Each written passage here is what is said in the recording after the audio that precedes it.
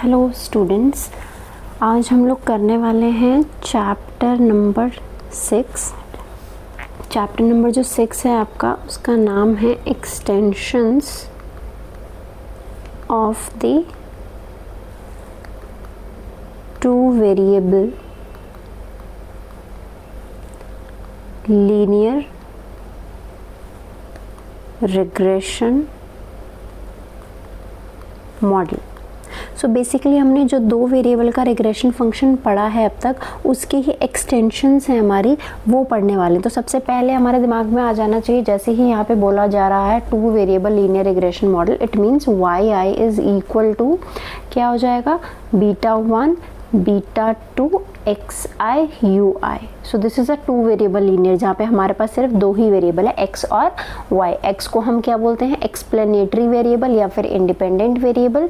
Y आई को हम लोग बोलते हैं डिपेंडेंट वेरिएबल, या फिर इसको हम कहते हैं रिग्रेसेंट, इसको हम बोलते हैं रिग्रेसर। सो इसी की कुछ एक्सटेंशंस हैं जो हम पढ़ने वाले हैं। चैप्टर 6 जो है वो मेजरली बेटा 3 पार्ट में डिवाइडेड है। सबसे पहले हम इसमें पढ़ने वाले हैं regression through origin, regression through origin. Second number पे हम देखने वाले हैं बेसिकली यूनिट्स ऑफ मेजरमेंट का इम्पैक्ट क्या आता है।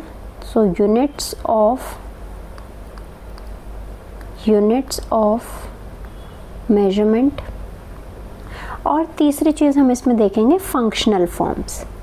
ये जो आपका रिग्रेशन मॉडल है, इसमें बहुत टाइप की फंक्शनल फॉर्म्स होती हैं जो हम डिस्कस करेंगे। So this chapter is divided in 3 parts. So पहले पार्ट में regression through origin, then units of measurement, functional forms. तो ये 3 चीज़ें जो हैं हम वो डिस्कस करने वाले हैं।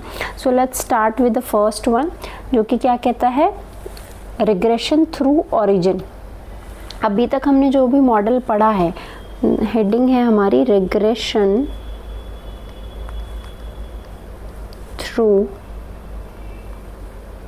ओरिजिन। जो हमारी रिग्रेशन लाइन है बेसिकली, वो अब कहाँ से जाएगी, ओरिजिन से जाएगी। अगर आपको प्रीवियसली याद हो, हमने 1-2 डायग्राम्स भी की हैं इससे रिलेटेड, जिसमें कि हमने देखा था कि जो आपकी रिग्रेशन लाइन है, चाहे सैम्पल रिग्रेशन फंक्शन है, चाहे आपका पॉपुलेशन रिग्रेशन फंक्शन है, सो वो दोनों का ही डायग्राम अगर आपको याद हो तो वो कुछ इस तरीके से बनता था। डायग्राम ऐसे जाता था, दिस इज SRF और PRF, ऐसे ही जाता था।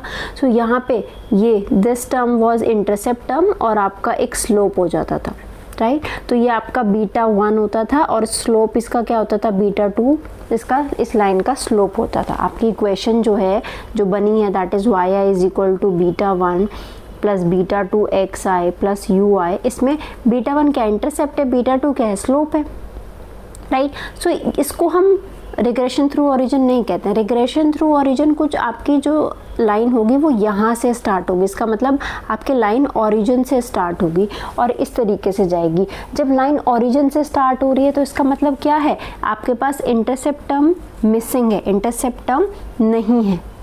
सो अभी तक हमने जो भी मॉडल्स पढ़े हैं वो इस टाइप के पढ़े हैं। अभी हमारे पास एक एक्सटेंशन है जनरल मॉडल की, that is regression through origin. तो रिग्रेशन थ्रू ओरिजिन की अगर हम बात करें तो इसमें आपका जो पॉपुलेशन रिग्रेशन फंक्शन है, it will look like this, y I is equal to beta 2 x i plus u i. यहाँ पे आप देखो बीटा 1 क्या है आपका, beta 1 is missing, beta 1 missing है, इसका मतलब इंटरसेप्ट टर्म नहीं है। ऐसे टाइप की जो PRF होती है उसको हम क्या कहते हैं, this is regression through origin.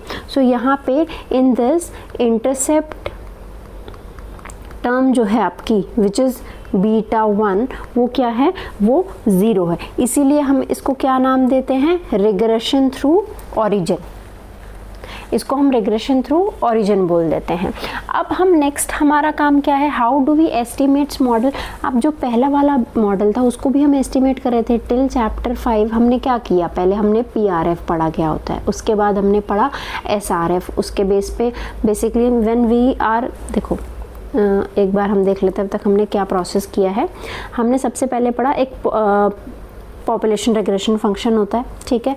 उस पॉपुलेशन रिग्रेशन फंक्शन के बेस पे आप क्या करते हो, you can not calculate this, आप इसके पैरामीटर्स को कैलकुलेट नहीं कर सकते, तो इसकी जगह पे आप क्या करते हो, आप एस्टिमेट करते हो SRF, ठीक है।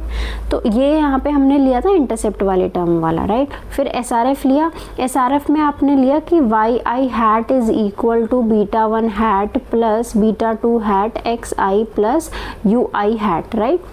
अब और यहाँ आपका होता है yi is equal to β1 plus β2 xi plus ui, right.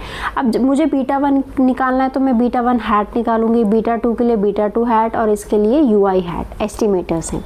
अब ये निकालने के लिए मैंने क्या मेथड फॉलो किया, OLS, जहाँ पे मैंने क्या किया, ui हैट स्क्वायर का सम क्या किया था, मिनिमाइज़ किया था, और इसकी हेल्प से मैंने β1 हैट की वैल्यू निकाली थी और β2 हैट की वैल्यूज़ निकाली थी। सो β1 हैट की वैल्यू आई थी y बार माइनस x बार β2 हैट, और ये आपकी वैल्यू थी summation small xi yi upon summation xi का होल स्क्वायर, राइट। ये वैल्यूज़ आ गई निकल के, क्लियर। तो हमने क्या किया, OLS एस्टिमेटर लगाया था।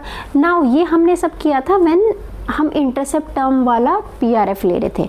अब हमारा टास्क है कि when we have this type of form, तो उस केस में हम SRF को किस तरीके से क्या करेंगे, किस तरीके से एस्टिमेट करेंगे। सो हमारा मेन टारगेट क्या होने वाला है, वी हैव PRF, मैं वापस से इक्वेशन लिख रही हूँ, PRF आपका क्या है, yi is equal to β1 plus β2 xi plus ui, right. अब मुझे इसके लिए एक SRF चाहिए, क्योंकि मैं सैम्पल के बेसिस पे ही तो उसको क्या कर पाऊंगी, एस्टिमेट कर पाऊंगी। So my SRF will be yi hat is equal to, sorry I have made a mistake,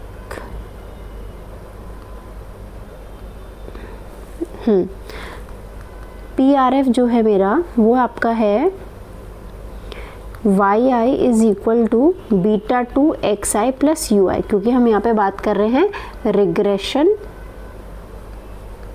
through origin, right. अब ये when I am not able to basically calculate β2 on the basis of the population, तो मैं इसकी जगह पे I will estimate SRF। So SRF क्या हो जाएगा, yi hat is equal to β2 hat xi plus ui hat, right. So इस β2 के लिए आई हैव एस्टिमेटर β2 hat।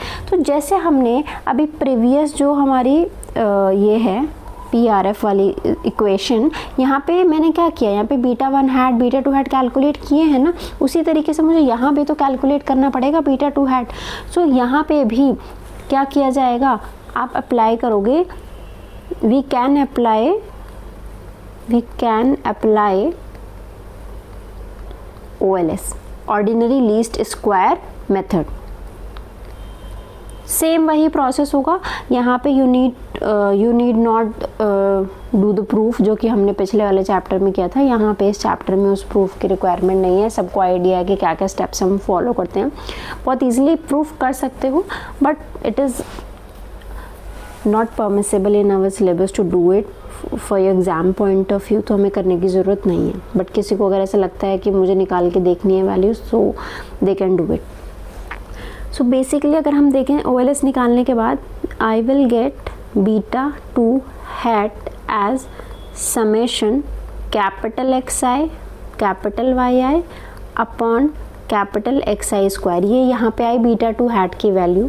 इसी के साथ साथ हमने इसका क्या निकाल लिया, वेरिएंस भी निकाल लिया, वेरिएंस की भी ज़रूरत पड़ती है। तो वेरिएंस आया sigma square upon summation capital XI का स्क्वायर, और we can also calculate sigma hat square, तो ये आ जाता है यहाँ पे summation ui hat square upon n-1।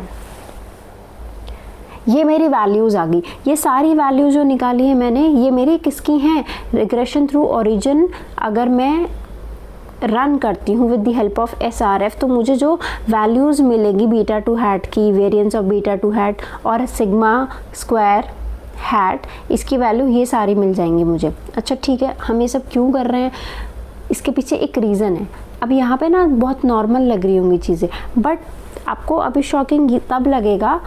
आपको यहाँ पे कंपैरिजन करना है। ये सारी वैल्यूज़ जो हैं वो रिग्रेशन थ्रू ओरिजिन की थी। अगर मैं रिग्रेशन लूँ यहाँ पे नॉर्मल वाला आपका विद इंटरसेप्ट वाला,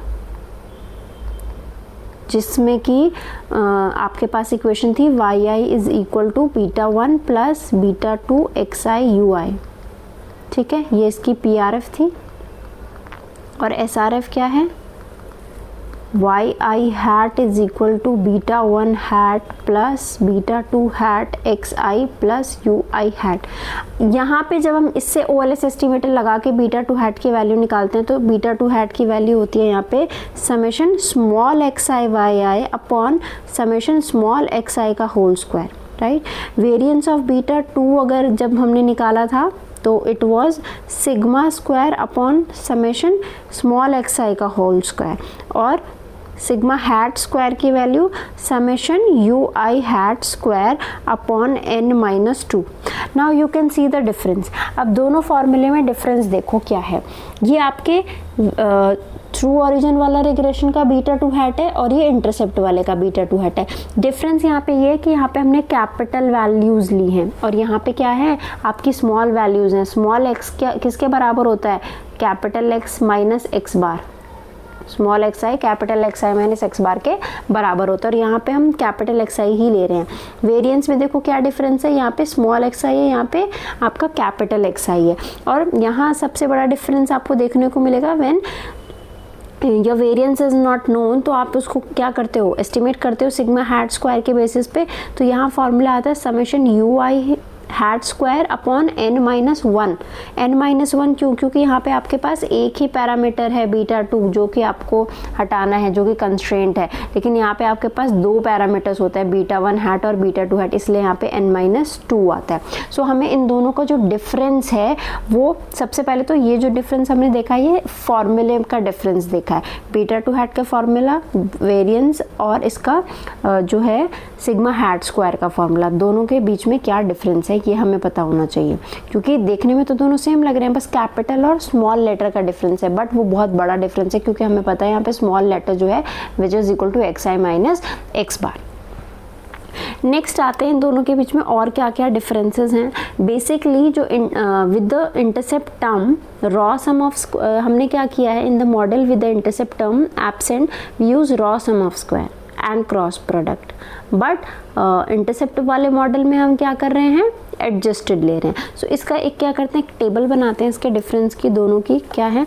ये हमारा है विदाउट इंटरसेप्ट, विदाउट इंटरसेप्ट,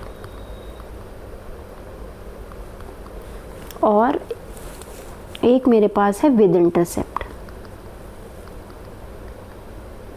फॉर्मूले मैंने दोनों के बता दिए हैं। अगर हम यहाँ पे बात करें विद इंटरसेप्ट में इसकी फॉर्म लिख देती हूँ, वाई आई हैट जो है without intercept sorry β2 hat xi ui hat होती है। विद इंटरसेप्ट आपका होता है y i hat is β1 hat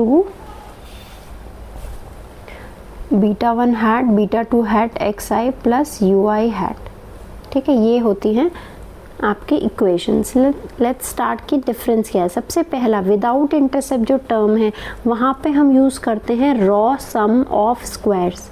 raw sum of squares का मतलब आप क्या ले रहे हैं, कैपिटल वाली वैल्यूज़ ले रहे हैं, ठीक है। जबकि वहीं विद इंटरसेप्ट वाले में आप क्या कर रहे हैं, यू आर टेकिंग एडजस्टेड या फिर mean sum of squares. Adjusted का मतलब है आप क्या कर रहे हो, यहाँ पे स्मॉल वाली वैल्यूज़ ले रहे हो, कैपिटल xi माइनस x बार, ठीक है। उसके बाद सेकंड पे आ जाते हैं।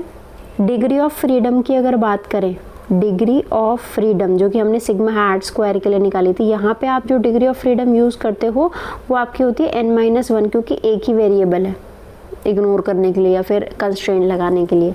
यहाँ पे डिग्री ऑफ फ्रीडम क्या हो जाएगी, डिग्री ऑफ फ्रीडम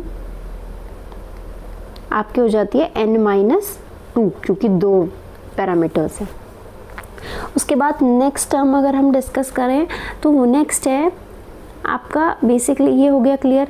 अब हमें ये देखना है ऑल्दो द इंटरसेप्टलेस मॉडल या फिर ज़ीरो इंटरसेप्ट मॉडल, आपको ये चेक करना है कि इसके और क्या क्या फीचर्स हैं। सबसे पहले तो summation U I hat which is always zero, ये हमें पता है ना, summation U I hat always zero होता है।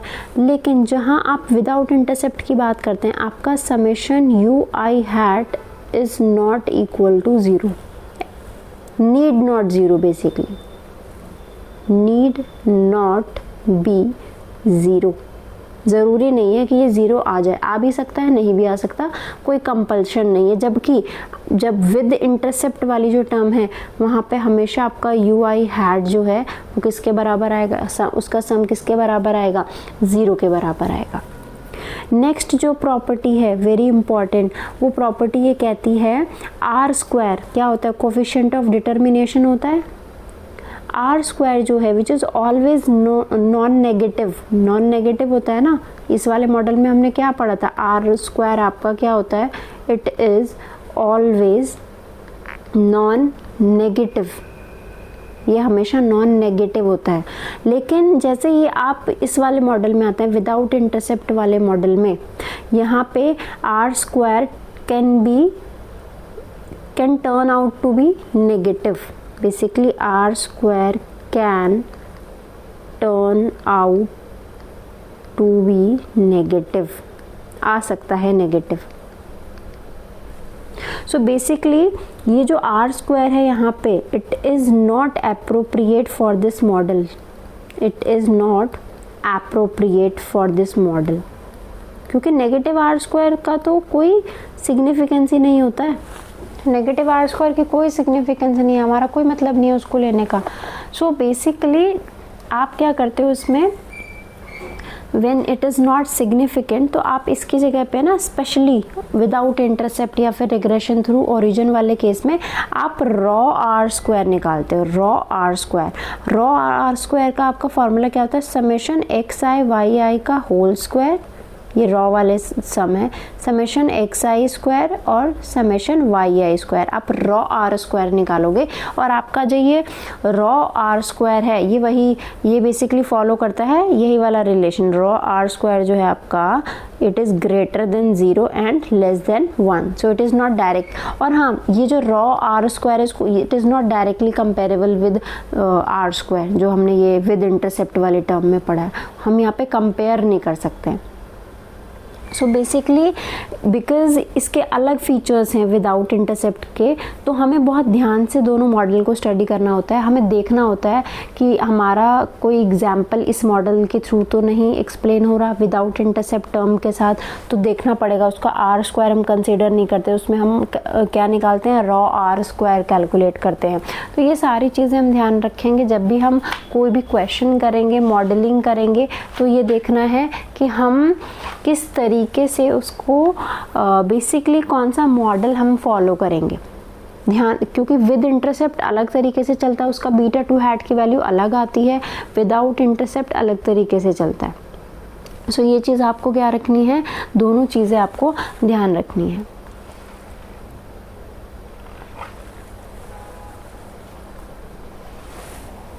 So this is all about regression through origin.